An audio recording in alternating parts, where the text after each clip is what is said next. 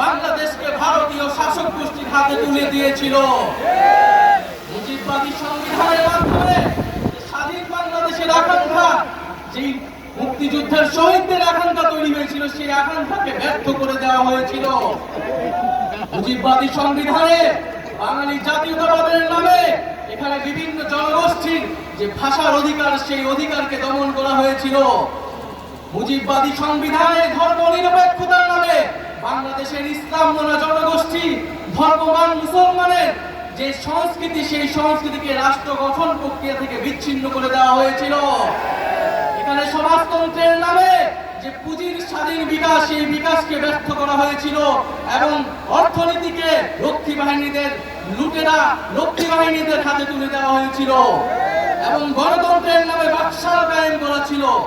এই ছিল ৭৫ পর্যন্ত মুজিববাদীদের শাসন।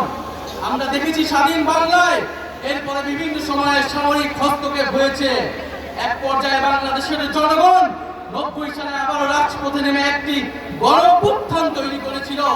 সেই গণঅভ্যুত্থানের পরে স্বৈরতন্ত্রের পতন ঘটেছিল। কিন্তু দুঃখের বিষয়, ৩০ বছর পরে বাংলাদেশের জনগণকে আবারও গণতন্ত্রের প্রতিষ্ঠার জন্য রাজপথে নামতে হয়েছিল। কেন নামতে হয়েছিল?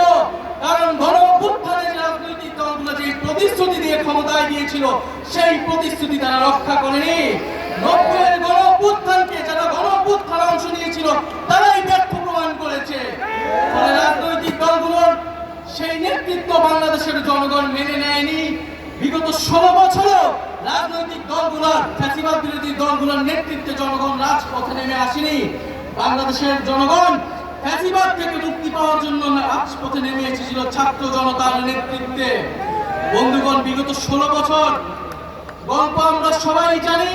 বিগত ১৬ বছরে আওয়ামী লীগ কিভাবে ফ্যাসিজম কায়েম করেছে, কিভাবে স্বৈরতন্ত্র কায়েম করেছে। তিনটি ভোটকে তারা কুক্ষিগত করে মানুষের ভোটাধিকারকে হরণ করেছিল।